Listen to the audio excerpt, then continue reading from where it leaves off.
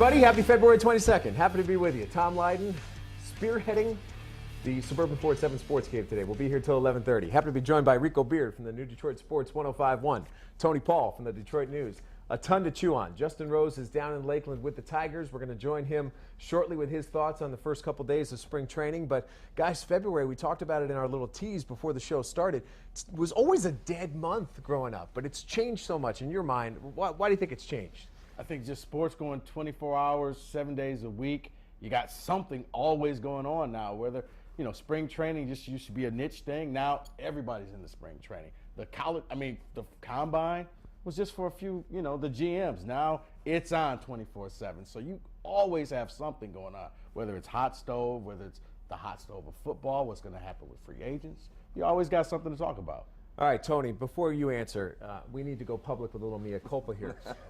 You may or may not know, we haven't talked about it on the air yet, but I'm leaving at the end of March, beginning of April, heading to Boston, and Tony had got a tip, and like a good journalist, Tony picked up the phone and he called me, and he asked me about it, and he was actually the first journalist to ask me about it, so gave him some quotes, asked him to sit on the story for a bit until it was official, and he came up with a great story, which I really thank you for. Well, but then, why don't you tell the people what happened a couple of days later? Well, Tom...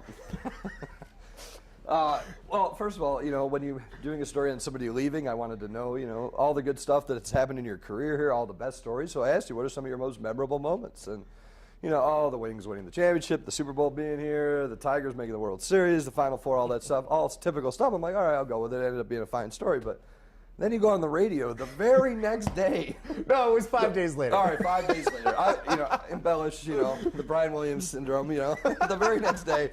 But, a few days later, whatever, and I hear you go on the radio and someone says, oh, you got to listen to this. Tom's talking about, the day that Bo passed away. And you go on the radio and you tell this phenomenally descriptive story. And I'm like, how did that not get told to me? So I had to call you and call you out on that. I was very upset about that. So you can tell I'm really upset. I do owe Tony a little bit, so I decided, if nothing else, since I didn't give him the good story, I can at least buy you coffee for a week. So there you go. You go. Coffee for a week. At least I was first. I appreciate that. But back to the topic. Let's hop in with you right away about the Tigers, because there's so many questions and some uncertainty in every phase of this team of how it's going to get all pieced together. If you paint a big picture as spring training starts, how do you paint the inaugural opening picture of this Tiger team?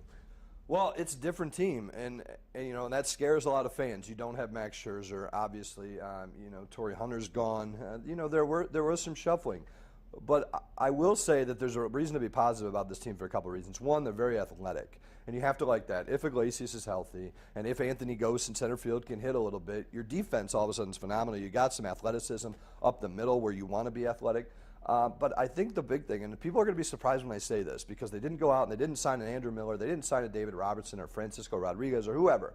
The bullpen's going to be better this year, and the reason is they now have depth. They got a lot of good young arms, Alex Wilson, Josh Zeid, Tom Gorzolani has veterans coming in, Buck Farmer's ready to pitch in those roles, that Bruce Rondon's healthy. All of a sudden, last year, and for really the last several years, if they have had guys who struggled in the bullpen, they had no one else to replace them. At the very least, this year, they're going to have some depth. They're going to have some options. If Nathan can't close, Soria's going to be the guy. And if, some of these other guys struggle, you got guys in the minor leagues. The bullpen's going to be better. And fans don't believe that, but I think the time will tell. But could it be just that they're healthier? That you now have Soria? I mean, those guys are healthy. If they do what you paid them to do, along with the newer guys coming in, you will have a ton of depth. Yeah, Soria's a big one. And I think a little bit with Soria last year is he kind of came over, and I think the transition didn't go well with him. He comes over. He's never been traded mid-season before. He comes over. He's always been a setup man or closer. He came over. He didn't have a role. He was pitching in the middle of innings. He was coming in. He's not used to that. He kind of struggled getting used to it. I think he'll be better. Rondon's healthy. I think that'll help. But they really have a lot of good young arms to turn to, a lot of depth, and I think that's going to be a big key to this team. Still the closer? Nathan will start as the closer, but the leash isn't going to be there. The leash isn't going to be there, Rico. Settle down now. The leash won't be there like it was last year. They couldn't go to anybody else because Rondon was hurt, and they didn't have Soria until late July. So if Nathan comes out in April or even middle of March and he's not pitching well, Soria's going to be the guy, no questions asked. Good. All right, well, let's touch base with the guy who's been down in Lakeland since the pitchers and catchers reported for duty in Tiger Town. Our Justin Rose is joining us now. And Justin, great to be in your seat today, but you're much warmer. Give us your take on what you've experienced these last few days in Lakeland.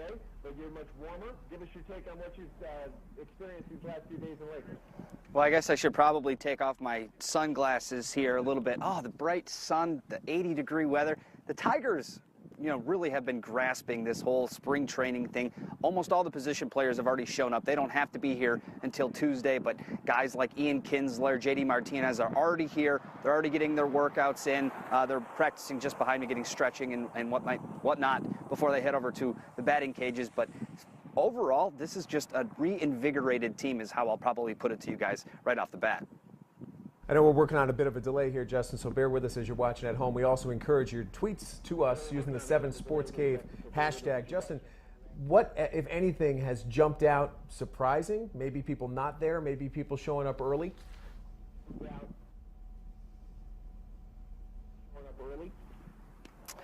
Surprising-wise, I guess I got to go with Justin Verlander's build. He's bigger than he has been in the past, and you hear about the 20 pounds that he's put on in muscle, and you hear about it, but when you see him and you see his physique and his strength off the mound, it's a little bit of a different Verlander than we've seen in years past. I think that's one of the biggest surprises that I've seen as far as the physical aspect goes. The other surprise is everyone here just seems like a different team. They took the offseason off. I think they took that loss in the playoffs hard. They put it behind them, and they're here to work because this team is still thinking that they can contend for not only a division championship, but a World Series. Okay, Justin, you can put your shades back on. We will check back in with you a bit later. Those are some nice shades. I know you sat down with David Price, so we will listen to that interview a bit later. And enjoy, my friend. Come back with a tan. You deserve it. Thanks very much. We'll check back in. Well, he touches on some interesting stuff, and obviously there's a ton to chew on, and we'll get into it more. Again, 7 Sports Cave is the hashtag you could use. Other